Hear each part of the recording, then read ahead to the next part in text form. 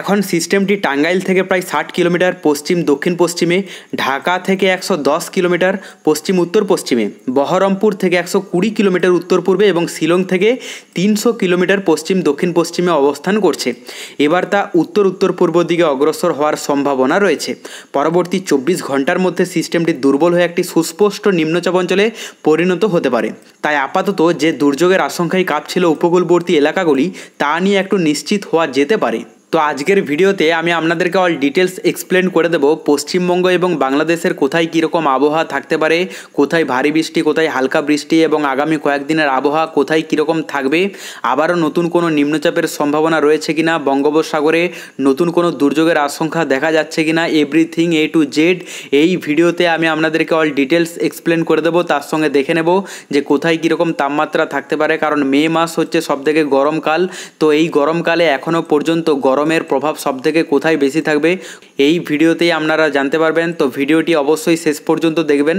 ভিডিওটি ভালো লেগে থাকলে একটি লাইক করবেন এবং আপনি যদি এই চ্যানেলে নতুন হয়ে থাকেন তো চ্যানেলটিকে সাবস্ক্রাইব করে রাখতে ভুলবেন না। তো প্রথমে আমরা দেখে নেব যে আজ মোটামুটি সন্ধে বা রাতের দিকে কোথায় কীরকম আবহাওয়া থাকতে পারে, মানে বৃষ্টির সম্ভাবনা রয়েছে কিনা। তো এখনও পর্যন্ত যে দেখা যাচ্ছে যে এখানে দেখুন উপকূলবর্তী এলাকার মধ্যে, যদি আমি বলি উপকূলবর্তী এলাকার মধ্যে এখানে দেখতে পাচ্ছেন যে টেককালি বলে যে উপকূলবর্তী এলাকা আছে, এখানে মোটামুটি হালকা বৃষ্টির সম্ভাবনা রয়েছে। বাকি এখানে সেই রকম বৃষ্টির সম্ভাবনা নেই। বেশিরভাগ উপকূলবর্তী এলাকা মোটামুটি পরিষ্কার থাকবে সন্ধে বা রাতের দিকে। উপরের দিকে যদি দেখা যায় এখানে পুরীর পাশাপাশি এলাকাগুলোতেও কিন্তু বৃষ্টির একটা সম্ভাবনা দেখা যাচ্ছে। তার পাশাপাশি এখানে নয়াগড় আছে, নরসিংপুর আছে, এদিকে আছে ভুবনেশ্বর, এই সমস্ত এলাকাগুলোতেও কিন্তু মোটামুটি যে সমুদ্র উপকূলবর্তী এলাকা এখানেও কিন্তু একটা বৃষ্টির সম্ভাবনা রয়েছে। পাশাপাশি এখানে পারাদ্বীপেও কিন্তু একটা বৃষ্টির সম্ভাবনা দেখা যাচ্ছে। এখানে ভদ্রক আছে, ভুবন আছে, এদিকে কামাখ্যানগর আছে, এই সমস্ত এলাকাগুলোতে একটা বৃষ্টির প্রভাব থাকবে। পাশাপাশি উপরের দিকে যদি দেখা যায় এখানে দীঘাতেও কিন্তু একটা প্রভাব দেখা যাচ্ছে।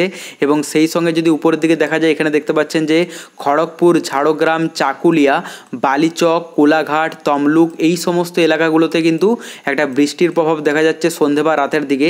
সেই সঙ্গে এখানে গোপীবল্লভপুর, হলদিয়া এই সমস্ত এলাকাগুলো জুড়ে কিন্তু একটা বৃষ্টির প্রভাব দেখা যাবে। বাকি এখানে যদি জামশেদপুর, বলরামপুর, পুরুলিয়া এই সমস্ত এলাকাগুলোর কথা বলি, এগুলোতে কিন্তু সেই রকম বৃষ্টির সম্ভাবনা নেই, মোটামুটি পরিষ্কার আকাশ থাকবে। এখানে দেখুন খাদড়া, বাঁকুড়া, এদিকে রঘুনাথপুর, বিষ্ণুপুর, কতুলপুর এগুলোতে কিন্তু মোটামুটি পরিষ্কার আকাশই দেখা যাচ্ছে এখনও পর্যন্ত। তার পাশাপাশি উপরের দিকে যদি দেখা যায় এখানে দেখতে পাচ্ছেন যে বহরমপুর, এদিকে জঙ্গিপুর, নবাবগঞ্জ, এদিকে রামপুরহাট এগুলোতে মোটামুটি সম্পূর্ণ পরিষ্কার আকাশ থাকবে। মালদাতেও কিন্তু পরিষ্কার আকাশ দেখা যাচ্ছে সন্ধে বা রাতের দিকে। তবে আমি যদি উত্তরবঙ্গে দার্জিলিং, জলপাইগুড়ি এগুলোর কথা বলি, তো এখানে দেখতে পাচ্ছেন দার্জিলিংয়ে মোটামুটি হালকা বৃষ্টি হতে পারে। দার্জিলিং, কালিম্পং এগুলোতে হালকা প্রভাব থাকবে। শিলিগুড়িতে কিছুটা বেশি প্রভাব থাকতে পারে। এবং আমি যদি বৃষ্টির কথা বলি মোটামুটি 8 মিমির মতো বৃষ্টি হতে পারে শিলিগুড়িতে। এবং নিচের দিকে যদি চলে আসে এখানে দেখতে পাচ্ছেন কোচবিহারতেও মোটামুটি 19 মিমির মতো বৃষ্টি হতে পারে। এখানে রেড অ্যালার্ট জারি করা হয়েছে। এখানে দেখতে পাচ্ছেন যে সন্ধে এবং রাতের দিকে কোচবিহার, এদিকে মাথাভাঙ্গা, এদিকে শীতলকুচি, মানে এর পাশাপাশি যে এলাকাগুলো আছে, দিনহাটা আছে, এই এলাকাগুলোতে কিন্তু একটা বৃষ্টির সম্ভাবনা বেশি থাকবে। এদিকে দেখুন সোনাপুর আছে, আলিপুরদুয়ার আছে, তুফানগঞ্জ আছে, ঠিক আছে। এই সমস্ত এলাকাগুলোতে কিন্তু বৃষ্টির প্রভাব সবথেকে বেশি থাকবে। এদিকে দুর্গাপুরেও কিন্তু একটা ভালো প্রভাব থাকতে পারে। এবং আমি যদি বাংলাদেশের কথা বলি, বাংলাদেশের মধ্যে এখানে দেখতে পাচ্ছেন যে ময়মনসিংহে মোটামুটি 9 থেকে 10 মিমির মতো বৃষ্টি হতে পারে। এদিকে নেত্রকোনা আছে, সেই সঙ্গে এদিকে জামালপুর আছে, সরিষাবাড়ি, সিরাজগঞ্জ এগুলোতেও কিন্তু একটা বৃষ্টির সম্ভাবনা থাকবে। তবে এখানে যে টাঙ্গাইল আছে, টাঙ্গাইলে কিন্তু বৃষ্টির সম্ভাবনা একটু বেশি থাকবে। সন্ধে বা রাতের দিকে 6 মিমির মতো বৃষ্টি হতে পারে। এদিকে দেখতে পাচ্ছেন মানিকগঞ্জ, শিবালয়, এদিকে রাজবাড়ি এগুলোতে কিন্তু একটা বৃষ্টির সম্ভাবনা রয়েছে।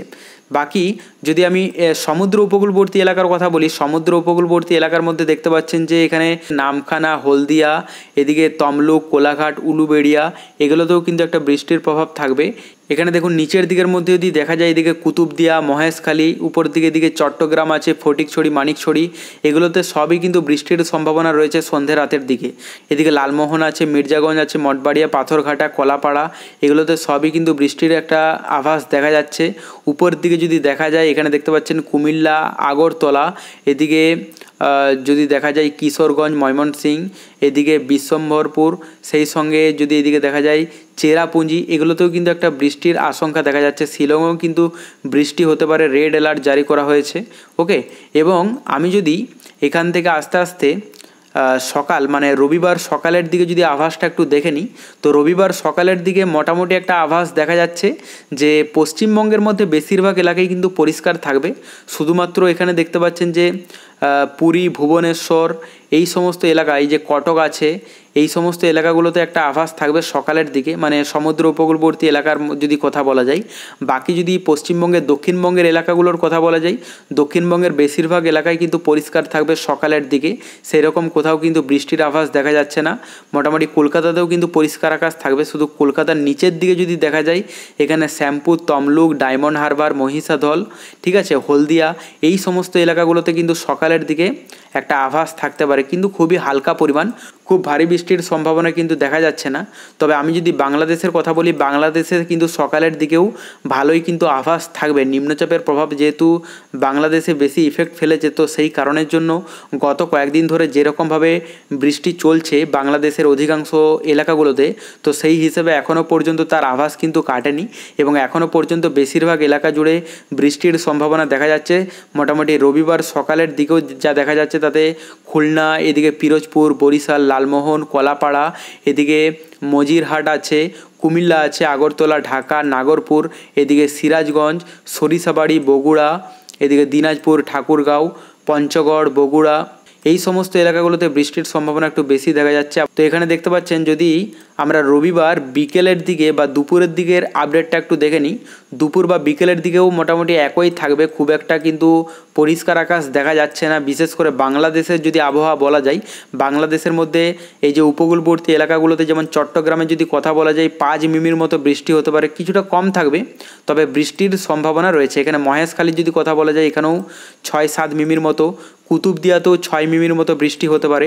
এদিকে টেকনাফের কথা বলতে গেলে, এখানে একটু বৃষ্টির পরিমাণ বেশি থাকবে, 7 মিমির মতো বৃষ্টি হতে পারে। উপরের দিকে যদি আমরা একে একে করে দেখে নিই, যে এখানে দেখতে পাচ্ছেন যেমন মঠবাড়িয়া, এটা হচ্ছে সমুদ্র উপকূলবর্তী এলাকা, তো এখানে মোটামুটি রবিবার দুপুর বা বিকেলের দিকে 11 মিমির মতো বৃষ্টি হতে পারে, একটু বেশি বৃষ্টির সম্ভাবনা রয়েছে। পাথরঘাটাতেও 9 মিমির মতো বৃষ্টি হতে পারে, এখানে কলাপাড়াতে 9 মিমির মতো, জিয়ানগর এখানে মোটামুটি 14 মিমির মতো বৃষ্টি হতে পারে, বাগেরহাট আছে, এখানেও 9 মিমির মতো আছে, ঠিক আছে। মানে সমুদ্র উপকূলবর্তী এলাকাগুলোতে সবথেকে বৃষ্টির পরিমাণ একটু বেশি থাকবে। বাদবাকি যে উপকূলবর্তী এলাকা, যেমন এখানে খুলনাতে মোটামুটি 2 মিমির মতো, মানে অনেকাংশেই কমই থাকবে। এবং বাংলাদেশের মধ্যে আমরা আরও দেখে নেব যে মোটামুটি সন্ধে বা রাতের দিকে কি আভাসটা দেখা যাচ্ছে। দেখুন, পশ্চিমবঙ্গের, দক্ষিণবঙ্গের কিন্তু বেশিরভাগ এলাকায় পরিষ্কার হয়ে যাচ্ছে এখনও পর্যন্ত দেখা যাচ্ছে। মানে শনিবার যদি আমি সন্ধে বা রাতের থেকে যদি পডকাস্টটা দেখলাম, তো তাতে মোটামুটি শনিবার সন্ধে বা রাতের দিক থেকেই কিন্তু পরিষ্কার দেখা যাচ্ছে।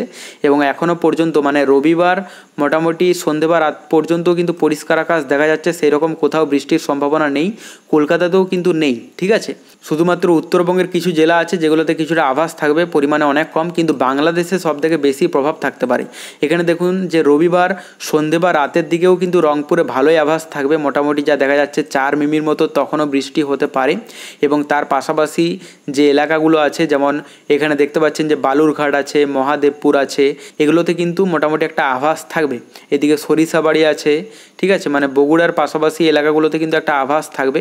উপরের দিকে যদি উত্তরবঙ্গের কথা বলে, যে উত্তরবঙ্গে এই যে বললাম যে আলিপুরদুয়ার, কোচবিহার, ঠিক আছে, এই সমস্ত উত্তরবঙ্গের কিছু এলাকা আছে যেগুলোতে এমনিতেই সারা বছর বৃষ্টি হয়, এবং তার সঙ্গে এখনও পর্যন্ত বৃষ্টির কিন্তু সম্ভাবনা রয়েছে। এবং আমি যদি এর পাশাপাশি তাপমাত্রায় চলে আসি, তাহলে তাপমাত্রাতে আমরা দেখে নেব যে মোটামুটি আজ মোটামুটি সন্ধে বা রাতের দিকে তাপমাত্রা কোথায় কীরকম থাকতে পারে।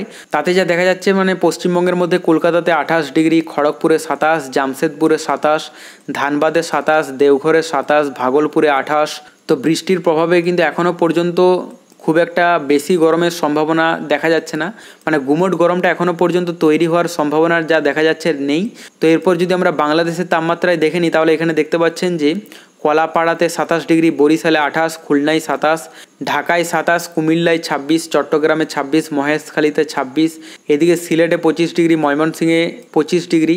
তো মোটামুটি 25, 26, 27-এর মধ্যেই কিন্তু থাকবে বাংলাদেশের তাপমাত্রা মোটামুটি রাতের দিকে। ওকে,